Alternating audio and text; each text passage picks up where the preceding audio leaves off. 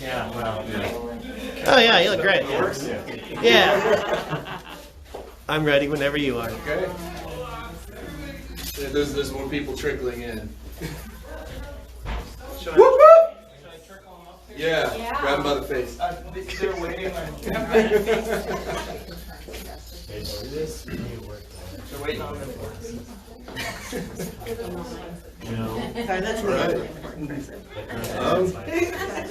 Hello, my name is Wolfe Brack. Thank you for being here. This means a lot. This is, I think, my first solo show since like 2013 or before or something like that. So yeah, these pieces I call quirks. I think for obvious reasons. They're based on little quirks or little bits of people that I've noticed, things that I've overheard, things that I would think to myself much too late at night. And I wonder, like, this is a weird thing I do. I wonder if anybody else does it. And usually the answer is yeah, most people do it, or at least enough people do it. I'm a pretty big introvert, and so this is kind of how I connect with people. It's just like, hey, here's a thing that I wonder about. I'm gonna put a face to it, put it up on a wall, and see if anybody else connects with it. And it's just like a way to connect with people without knowing them or having to talk to them directly. Each one is made out of polymer clay, so they're just, and that's like different colors of clay. They're all, it's like little hand-built sculptural pieces, so there's no paint involved. The little lenses are just jeweler's loops that I found online that you can get in bulk. I fell in love with them and I decided to stick them in a wood panel. They're under magnification so that they're like a specimen. Each little piece is a specimen for your examination. It can be examination of humanity, of yourself, of someone you know, or just a trait that you recognize. But yeah, it's just like, you know how do you remember like in grade school those little plastic boxes with magnifiers, and they're like, and their teachers are like, you put a bug in it and you look at like, that's what it's supposed to be.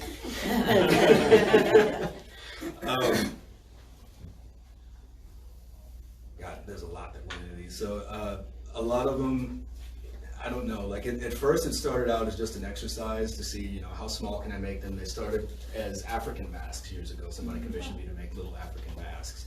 And then I wanted to see how small I could get them.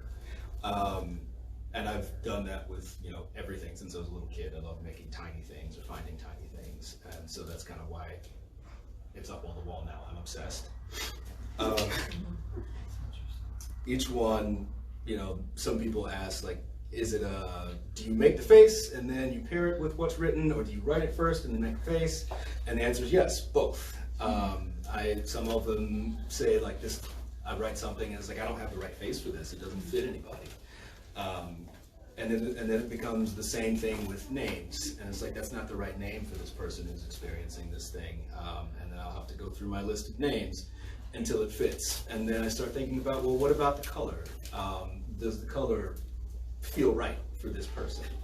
And then I started thinking about race and some of these things, and just like, well, is this stereotypical do we see this or see people who look like this as this certain thing? And so if it turns out like, yeah, the one I was going to pair with this, it's kind of a stereotype in our culture, I'll switch it to someone who usually that isn't associated with at all, because I like bucking stereotypes. And so like it slowed my process down quite a bit, but it made it so much more fulfilling. And I don't know, because, you know, there's some people in here represented, I don't know what race they are, and I don't know what gender they are. But it felt right, and I may have gotten it wrong, because, you know, I've never been to Indonesia, but I feel like most of these are fairly universal. You know, I have met people from all over, and these feel like things that anybody can experience easily. And as I go along, if you have any questions, let me know. You can save it to the end, or you can run up and shake me and be like, I need to know something. So yeah, I wanted to make something that's immersive and playful, to connect with all of you and other people that I'll probably never meet, and that's great. But I think, you know, in just about everything I make, I want to make you giggle, or I want to make you curious, or I want to surprise you. I want you to feel something, but not just I like the color orange. I want you to I want you to connect with it. So hopefully that's what you all do. Thank you. Thank you. Yeah, thank you.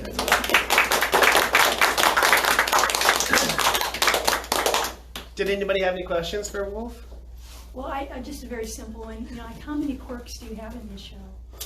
This is 90. I was gonna go for 100, but I'm tired.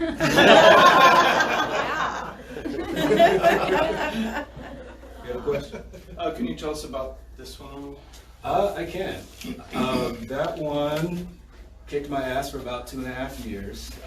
They started as, I'm obsessed with circles as well.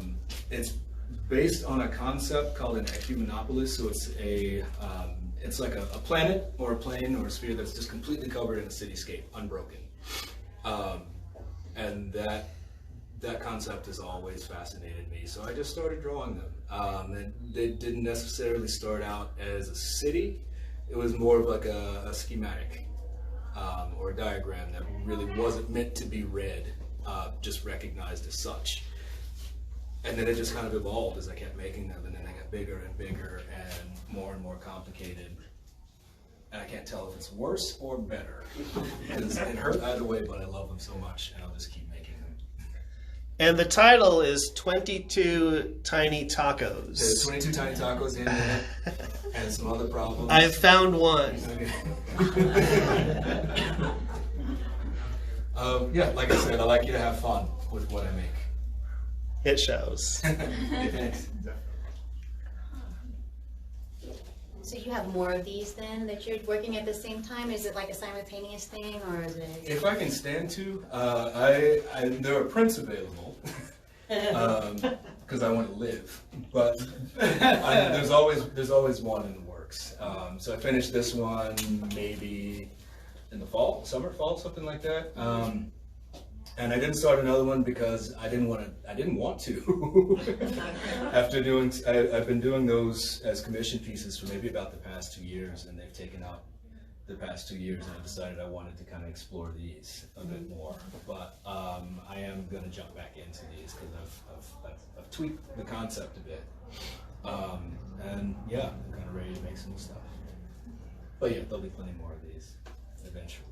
Say, Wolfe, when you said you use polymer clay to make these quirks, how do you do that? How do you sculpt them? What do you use to sculpt them? Whatever I got. So I'll take a little nubbin of it and just kind of poke and prod with, yeah, Scott's got it.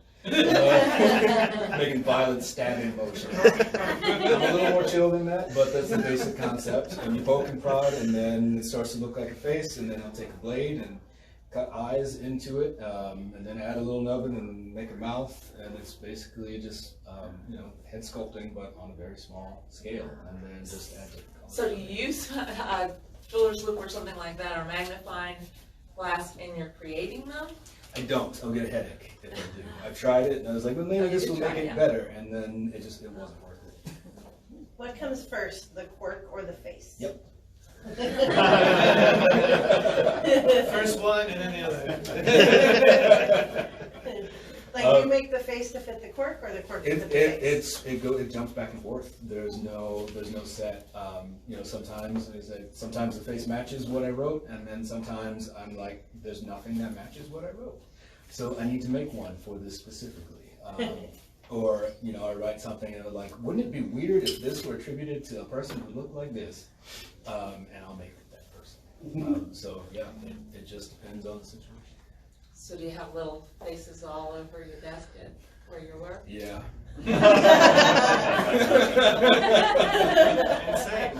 Yeah, it's all over my apartment. Like that's what my apartment's become.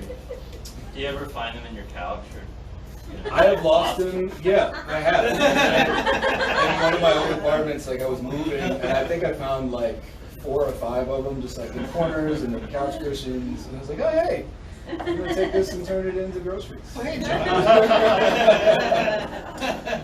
I hear you talking about the quirk and the face, but I'm curious.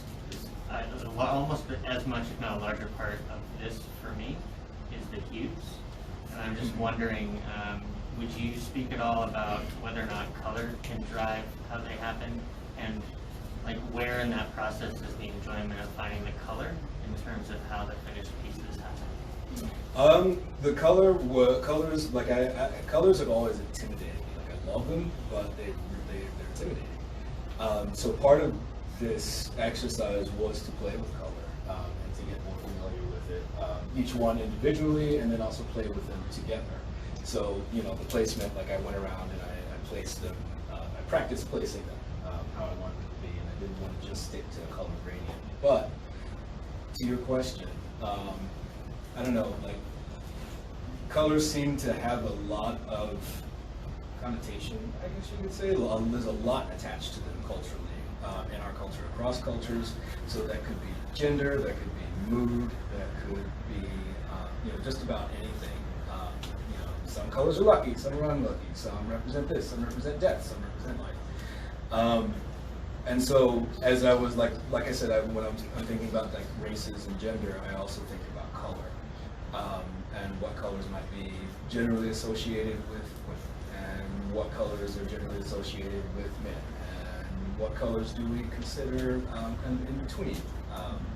Like if I wanted to take like a non-binary character, which there are some in here, and I decided to place that one on orange because it's kind of like an intersection of this mix of two different colors that could be gender, possibly, maybe.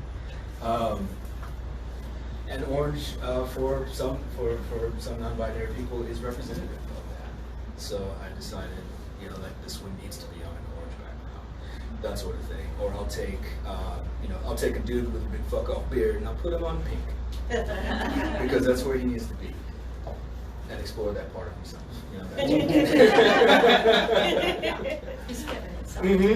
And just the pink side of it. Everybody's got one.